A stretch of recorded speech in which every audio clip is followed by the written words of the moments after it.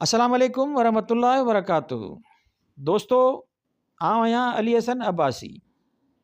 किताब आहे पीउ जा धीउ ॾे ख़त। लेखक जवाहरलाल नेहरू। सिंधीकार परवेज़।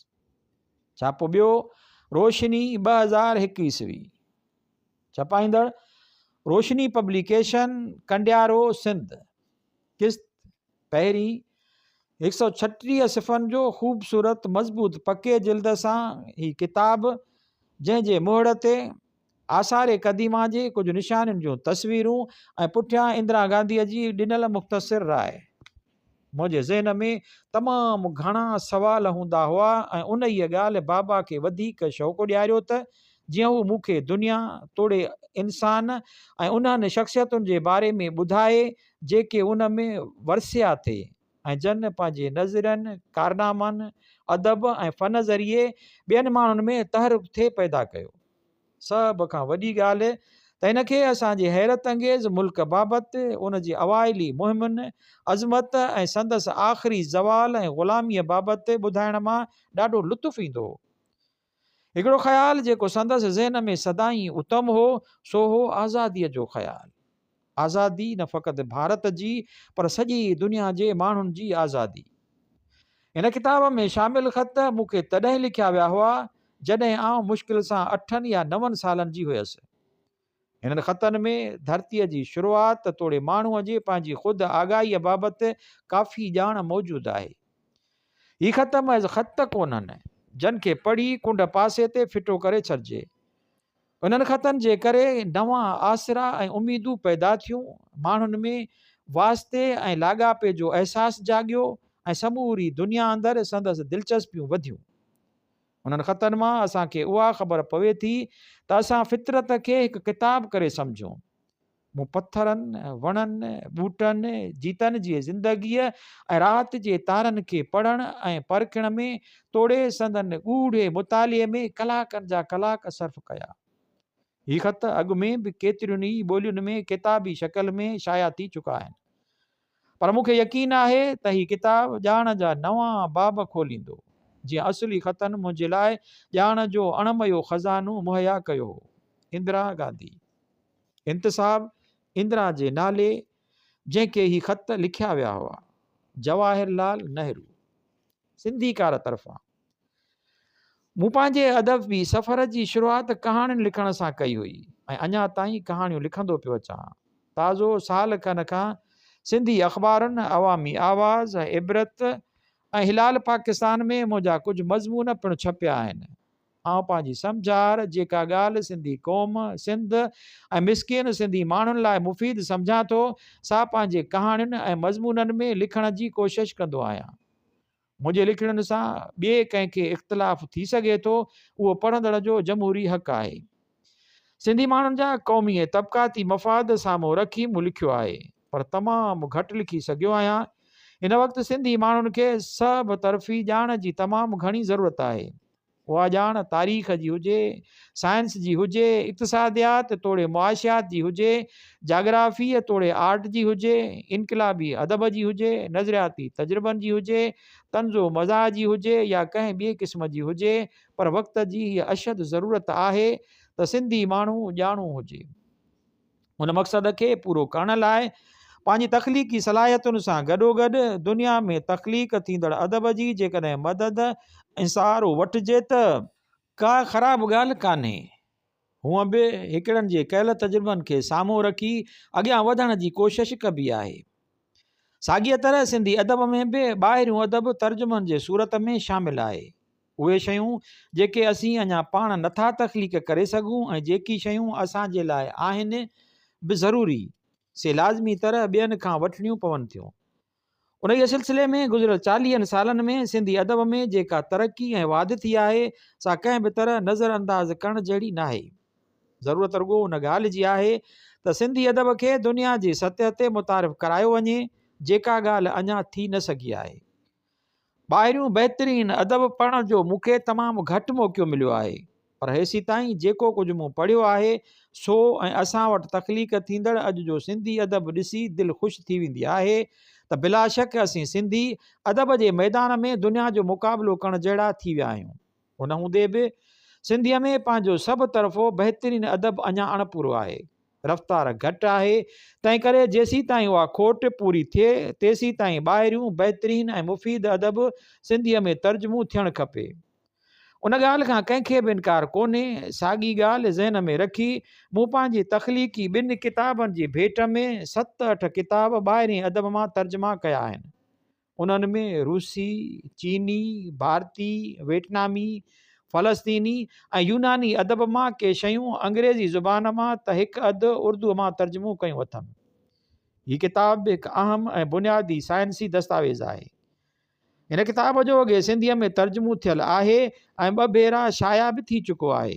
हीअ किताब मौज़ूअ जे लिहाज़ खां ख़तनि ते मुश्तमिल आहे जेके हिकु ॼाणू पीउ पंहिंजी नंढड़ीअ धीउ खे ॼाण ॾियण लाइ लिखिया आहिनि। अॼु उहे ॿई हस्तियूं दुनिया में मौजूदु कोन्हनि, पर उहे ॿई हस्तियूं तारीख़ में अहिड़ी जाइ वालारे चुकियूं आहिनि जंहिंखे कॾहिं बि नज़रअंदाज़ नथो करे सघिजे। उहे शख़्सियतूं हुयूं स्वर्गवासी मोहतरम जवाहरलाल नेहरू ऐं संदसि धीअ स्वर्गवासण मोहतरमा इंदिरा गांधी। हीअ ख़त जेके साइंसी ॼाण ते मुश्तमिल आहिनि से नेहरूअ पंहिंजे धीअ इंदिरा खे तॾहिं लिखिया हुआ जॾहिं हू अञा फ़क़ति 9 सालनि जी हुई। हीअ ख़त साइंस जी बुनियादी ॼाण ते मुश्तमिल आहिनि। हीअ काइनात, हीअ धरती, सिज, चंड, तारा, समुंड, दरिया, जबल, झंगल, जानवर ऐं माण्हू, अनाज, पाणी, बाहि, घर घाट, कुटुंब, राज, बिरादरियूं, क़ौमूं, ॻोठ, शहर ऐं वसंदियूं, फिटंदियूं, सरियाल, पटेल, वज़ीर, बादशाह वग़ैरह ऐं ॿियूं अनेक बुनियादी शयूं कीअं ठहियूं, कॾहिं ठहियूं ऐं छो ठहियूं, उन बारे में ॼाण हासिल करण जो ही हिकु अहम दस्तावेज़ आहे जंहिंजे पढ़ण जी अशद ज़रूरत आहे। तोड़े जो केतिरनि शयुनि जे बारे में हिन वक़्तु ॻाल्हि बिन चिटी ऐं साफ़ थी वई आहे जेका जॾहिं ही ख़त लिखिया पिए विया तॾहिं अञा लिकल हुई ऐं अंदाज़े जे बुनियाद ते उन बारे में बहस थियल आहे। जीअं मूं अॻु अर्ज़ु कयो आहे त हीअ ख़त इंदिरा खे तॾहिं लिखिया विया हुआ जॾहिं हूअ अञा फ़क़ति 9 सालनि जी हुई। माइट खे पंहिंजे औलाद जे शऊर जी भली भित ॼाण हूंदी आहे। ज़ाहिर आहे त इंदिरा जो शऊर एतिरो त पको ऐं पुख़्तो हूंदो ऐं खेसि अंग्रेज़ीअ ते एतिरो अबूर हासिल हूंदो तॾहिं त पिणसि खेसि अहिड़ा ख़त लिखंदो ऐं उन्हनि ख़तनि खे लिखंदे मुंहिंजे ख़्याल में 70-80 साल त थिया ई हूंदा। 70-80 साल अॻु जॾहिं साइंस जे मैदान में अञा एतिरी तरक़ी बि कान थी हुई ऐं तालीम बि एतिरी आम कान हुई, पोइ बि इंदिरा जे शऊर जो अंदाज़ो लॻाए दाद ॾियण खां सवाइ रही नथो सघिजे। बाक़ी असां वटि सिंध जे बहिराड़नि में हाणे 70-80 सालनि गुज़रण बावजूद बि जॾहिं साइंस तमामु घणी तरक़ी करे चुकी आहे, पर ॾिसबो त 13-14 सालनि जा छोकिरा ऐं छोकिरियूं या त इटी ॾकर ऐं बिलोरनि रांदि पिया कंदा ऐं या त वरी ॾड़े सां सट कुट रांदि पिया कंदा। पुछीनि त टाइम घणो थियो आहे त अवल त वटनि वाच ई कान हूंदी, पर जेकॾहिं कंहिं वटि खणी हुजे बि सही त पिया अंग ॻणींदा ऐं वक़्तु ॿुधाइण में ई 5 मिंट लॻी वेंदनि। काइनात ऐं दुनिया जहान जी ॼाण त परे थी, सिंध जे बहिराड़नि में 15-16 सालनि जा ॿार जेके 9 या 10 क्लास पढ़ंदा आहिनि तन खे बि साइंस जे बारे में का ॼाण कान थी ॾिनी वञे। अहिड़ीअ तरह असीं अॼु जे कंप्यूटर दौर में बि बिन अणॼाण रुॻो वात पटियो पिया हलूं। उहा ॻाल्हि खणी हिन किताब जो तर्जुमो कयो अथमि। मुंहिंजे सिंध जे समूरनि ॼाणू ऐं सम्झू सजणनि खे गुज़ारिश आहे त पंहिंजे मैदान में रहंदे पंहिंजी पसंदीदा सिन्फ़ुनि में तरक़ी कंदे बि जेकॾहिं मौक़ो मिले ऐं का काराइती साइंसी ईजाद को मवाद जेको बिना ताज़ो मंज़र आम ते आयो हुजे उहो सिंधीअ में तर्जुमो करे सिंधी ॿारनि लाइ घणी मिक़दार में ज़ाहिर कनि त जीअं असांजो सिंधी ॿार बि दुनिया में थींदड़ साइंसी तरक़ीअ खां वाक़ुफ़ु थींदो रहे। हिन किताब जो तर्जुमो कीअं थियल आहे उन सिलसिले में मुंहिंजी पढ़ंदड़ साथियुनि खे गुज़ारिश आहे त तर्जुमे जे कमीअ ऐं कोताहीअ ते गौर सां नज़र विझनि ऐं थियल ग़लतियुनि ऐं रहिजी वियल खोटुनि जी निशानदही करे मुंहिंजी रहनुमाई कनि त आउं संदन थोराइतो रहंदुसि। आख़िर में आउं रोशनी पब्लिकेशन जो थोराइतो आहियां जंहिं मुंहिंजी महिनत जो मान रखी उनखे ख़ूबसूरत किताब जी सूरत ॾिनी आहे। यूसुफ सिंधीअ जा बि लख कुर्ब, जंहिं तर्जुमो करण लाइ मूंखे अंग्रेज़ी किताब मुहैया कयो। चङो साथ सलामत परवेज़। प्राइम मिनिस्टर हाउस, नई दिल्ली, 1 नवंबर 1973 ईस्वी। घणा ॿार पंहिंजी ज़िंदगीअ जो मुहवर पंहिंजनि माइटनि खे बणाईंदा आहिनि, पर समूरा माइट अहिड़ा बहितरीन साथी कोन हूंदा आहिनि जहिड़ा मुंहिंजा माइट हुआ। मुंहिंजो पीउ हर हिक शइ में गहरी दिलचस्पी रखंदो हो ऐं उन में पंहिंजो हिसो सरगर्मीअ ऐं शौक़ सां अदा करे ख़ुशी महसूसु कंदो हो।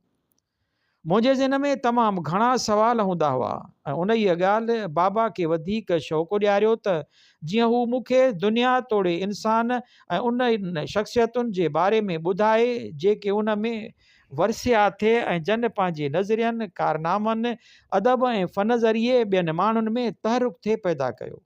सभ खां वॾी ॻाल्हि त हिनखे असांजे हैरत अंगेज़ मुल्क बाबति, उन जे अवाइली मुहिमुनि, अज़मत ऐं संदसि आख़िरी ज़वाल ऐं ग़ुलामीअ बाबति ॿुधाइण मां ॾाढो लुत्फ़ ईंदो हो। हिकिड़ो ख़्यालु जेको संदसि ज़हन में सदाई उतम हो, सो हो आज़ादीअ जो ख़्यालु। आज़ादी न फ़क़ति भारत जी पर सॼे दुनिया जे माण्हुनि जी आज़ादी। इन किताब में शामिल ख़त मूंखे तॾहिं लिखिया विया हुआ जॾहिं आउं मुश्किल सां 8 या 9 सालनि जी हुयसि। हिननि ख़तनि में धरतीअ जी शुरूआत तोड़े माण्हूअ जी पंहिंजी ख़ुदि आगाहीअ बाबति काफ़ी ॼाण मौजूदु आहे। हीअ ख़त महज़ ख़त कोन्हनि जन खे पढ़ी कुंड पासे ते फिटो करे छॾिजे। उन ख़तनि जे करे नवां आसरा ऐं उमीदूं पैदा थियूं, माण्हुनि में वास्ते ऐं लाॻापे जो अहसासु जाॻियो ऐं समूरी दुनिया अंदरि संदसि दिलचस्पियूं वधियूं। उन्हनि ख़तनि मां असांखे उहा ख़बर पवे थी त असां फितरत खे हिकु किताब करे सम्झूं। मूं पथरनि, वणनि, ॿूटनि, जीतनि जी ज़िंदगीअ ऐं राति जो तारनि खे पढ़ण ऐं परखण में तोड़े संदनि ॻूढ़े मुताले में कलाकनि जा कलाक सर्फ कया। हीअ ख़त अॻु में बि केतिरनि ई ॿोलियुनि में किताबी शकिल में शाया थी चुका आहिनि, पर मूंखे यकीन आहे त हीउ वणंदड़ छापो ॿारनि खे ॾाढो मुतासिर कंदो ऐं उन्हनि लाइ ॼाण जा नवां बाब खोलींदो। जीअं असली ख़तनि मुंहिंजे लाइ ॼाण जो अणमयो ख़ज़ानो मुहैया कयो हो। इंदिरा गांधी। पेश लफ़्ज़। हीअ ख़त पंहिंजे धीअ इंदिरा खे मूं 1928 ईस्वीअ जे ऊन्हारे जे मौसम में लिखिया हुआ, जॾहिं हू हिमालय जबलनि जे मैसूर शहर में रहंदी हुई ऐं आउं हेठि मैदाननि में रहंदो हुउसि। हीअ ख़त बिल्कुलु ज़ाती ख़त हुआ जेके हिकिड़े 10 सालनि जे मासूम नींगरीअ ॾांहुं लिखियल हुआ, पर दोस्तनि जंहिंजे सलाह मशवरे खे आउं तमामु घणी अहमियत ॾींदो आहियां, उन्हनि ख़तनि में के चङायूं ॾिठियूं ऐं तजवीज़ ॾिनाऊं त आउं उन्हनि ख़तनि खे पढ़ंदड़नि खे जे हिकु वसी हल्के अॻियां पेश करियां। मूंखे ख़बर नाहे त ॿिया छोकिरा ऐं छोकिरियूं उन्हनि खे पसंदि कंदियूं या न, पर मूंखे उमेदु आहे त उन्हनि मां अहिड़ा जेके हीअ ख़त पढ़ंदा से ॾाके बॾाके असांजी हिन दुनिया खे क़ौमुनि जो हिकु वॾो कुटुंब सम्झणु लॻंदा। ऐं मूंखे उहा बि उमेदु आहे त जेतोणीकि एतिरी पक कान अथमि त उन्हनि खे हिननि ख़तनि पढ़ण महिल उन जी ख़ुशीअ जी झलक बि महसूसु थींदी या न जेका मूं ख़तनि लिखण वक़्तु महसूसु कई हुई। ख़तनि जो सिलसिलो ओचितो पुॼाणीअ ते पहुचियो थो वञे, छाकाणि त ऊन्हारे जो डिघो अरसो बि ख़तमु थी चुको हो ऐं इंदिरा खे बि जबलनि तां मोटी हेठि अचिणो हो, छाकाणि त 1929 ईस्वीअ में इंदिरा लाइ मैसूरिया का ॿी हिल स्टेशन मौजूदु कान हुई, तंहिं करे उहो सिलसिलो बंदि करिणो पियो। आख़िरी 3 ख़तनि सां हिकु नए दौर जी शुरूआत पई थी ऐं उहे अलबत पंहिंजी जॻह खां परभरा था लॻनि, पर पोइ बि मूं उन्हनि खे हिन मजमूए में शामिलु कयो आहे।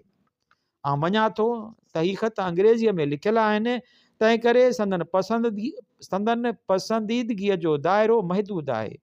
उन समूरी कोताहीअ जो ज़िम्मेवार आउं आहियां, जो अज़ालो आउं फ़क़ति तर्जुमो करे ई पेश करे सघां थो, जंहिंजो अज़ालो आउं फ़क़ति तर्जुमो करे ई पेश करे सघां थो। जवाहरलाल नेहरू। ॿिए छापे जो मुहाग।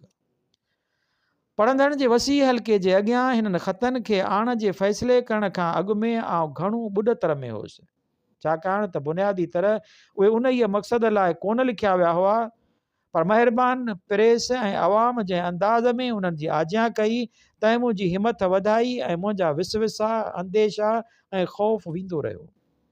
पहिरियों छापो कॾो को ख़तमु थी चुको आहे। एतिरे क़दुरु जो ख़तनि जे लेखक वटि संदसि पंहिंजी कापी बि मौजूदु कान्हे, तंहिं करे ॿियो छापो पधिरो कयो वियो आहे। कनि मामूली चुकुनि खे दुरुस्त कयो वियो आहे, ॿी का बि तब्दीली कान कई वई आहे। हिन मुख़्तसर किताब जे जंहिं नमूने में शानदार आज्ञा कई वई आहे, तंहिं मूं में हिमत पैदा कई ऐं मूं सोचियो त हिननि ख़तनि में वाधारो कजे। पर हिकु हासिद ऐं मूर्ख घर दयाणीअ जे अंगलनि मूंखे एतिरी फ़ुर्सत ई कान ॾिनी जो आउं ॿियनि मामलनि ॾांहुं तवजो ॾेई सघां।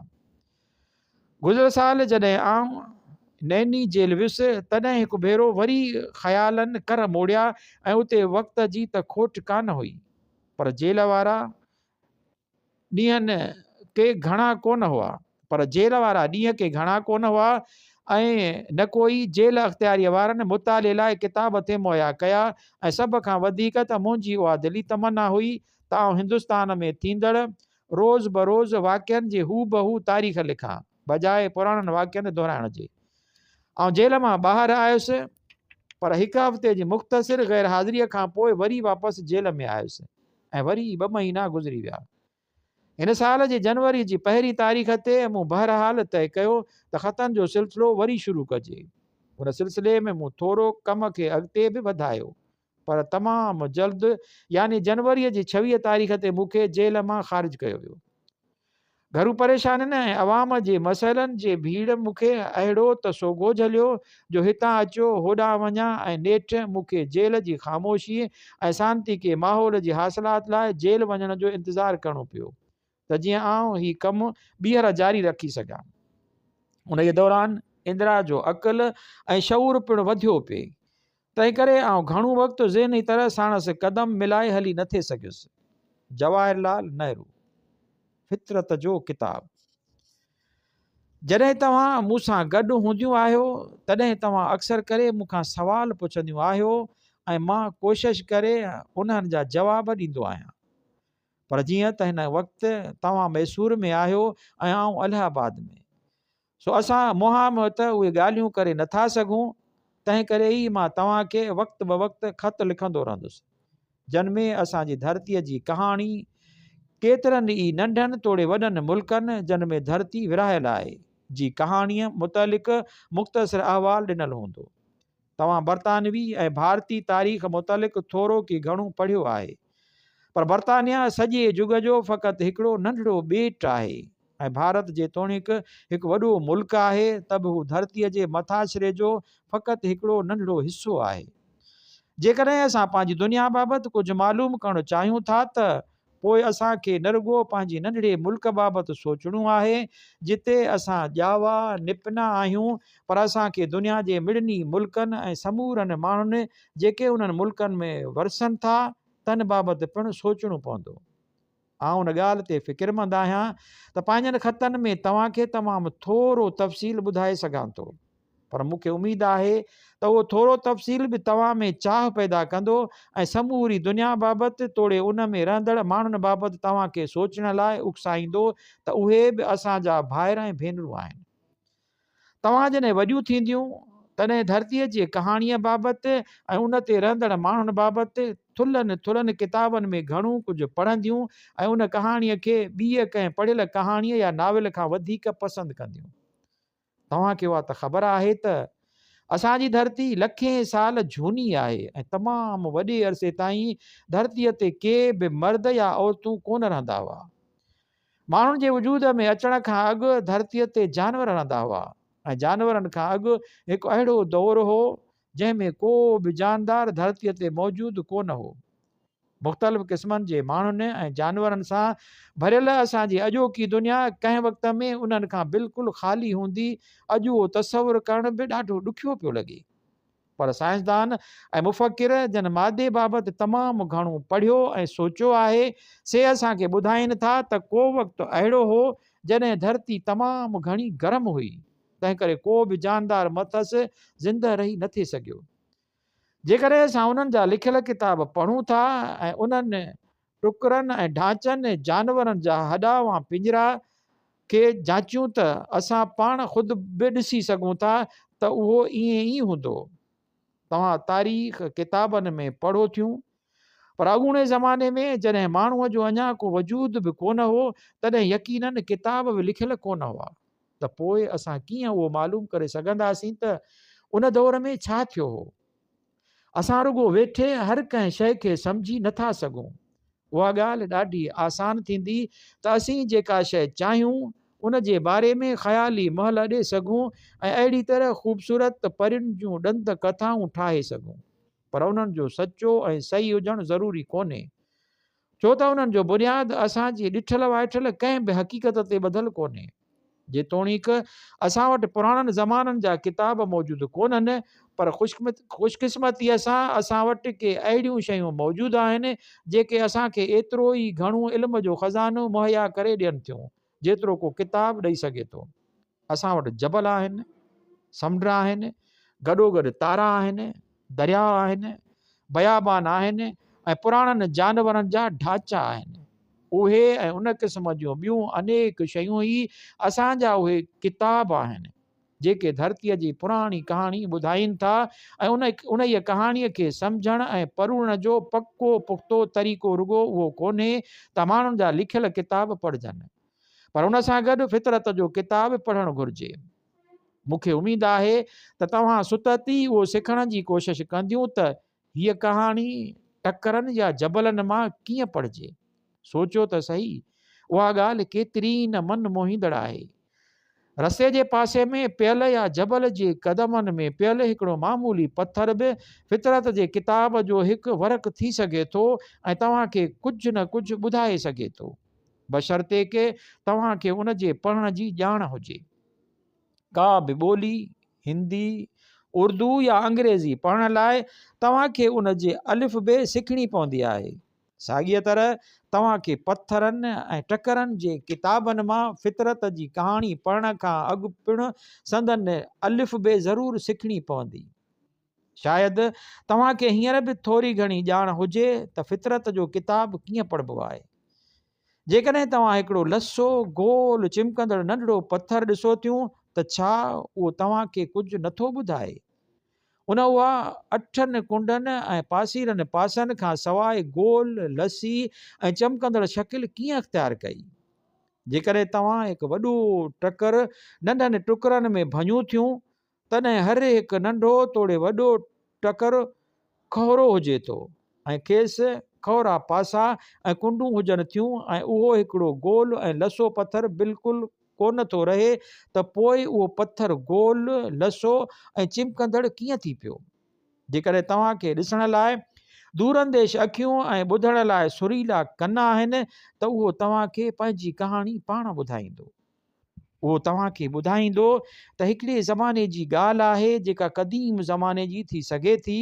उहो हिकिड़े नंढे टकर जो नंढड़ो ज़रो हो, अहिड़ो ई जहिड़ो तव्हां हिकु वॾे टकर या पथर मां भञूं था जंहिंखे तमामु घणियूं कुंडूं ऐं पासा थियनि था। शायदि उहो जबल जे कंहिं पासे में पियो हो।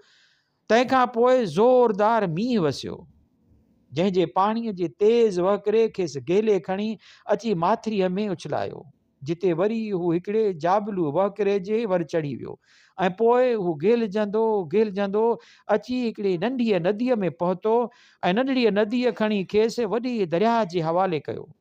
हुन जे दौरान हू नदीअ जे तरे सां घिसकंदो रहियो ऐं संदसि पासा घसंदा रहिया। अहिड़ीअ तरह संदसि खोरो मथाशिरो लसो ऐं चिमकंदड़ थी पियो। अहिड़ीअ तरह उहो चिमकंदड़ पथर थी पियो जेको तव्हां हींअर ॾिसो थियूं। कंहिं सूरत में दरिया उनखे किनारे ते छॾे ॾिनो ऐं तव्हां उनखे लधो, पर जेकॾहिं दरिया उनखे अञा बि अॻिते धिकींदो रहे हा त उहो अञा बि वधीक नंढे खां नंढो थींदो रहे हा। नेठि वारीअ जो नंढड़ो दाणू थी पवे हा ऐं सामूंडी किनारे सां पंहिंजी बेशुमार भाइरनि सां गॾु पियो हुजे हा, जेके ख़ूबसूरत वारिया सो किनारो ठाहिनि था जिते नंढड़ा ॿारड़ा खेॾी सघनि था ऐं वारीअ जा कोट ठाहिनि था। जेकॾहिं हिकिड़ो नंढड़ो सुहिणो पथर तव्हांखे एतिरो कुझु ॿुधाए सघे थो त पोइ असां सभिनी टकरनि, जबलनि ऐं ॿियनि केतिरियुनि ई शयुनि मां जेके असांजे चौधारी मौजूदु आहिनि केतिरो कुझु पिराए सघंदासीं।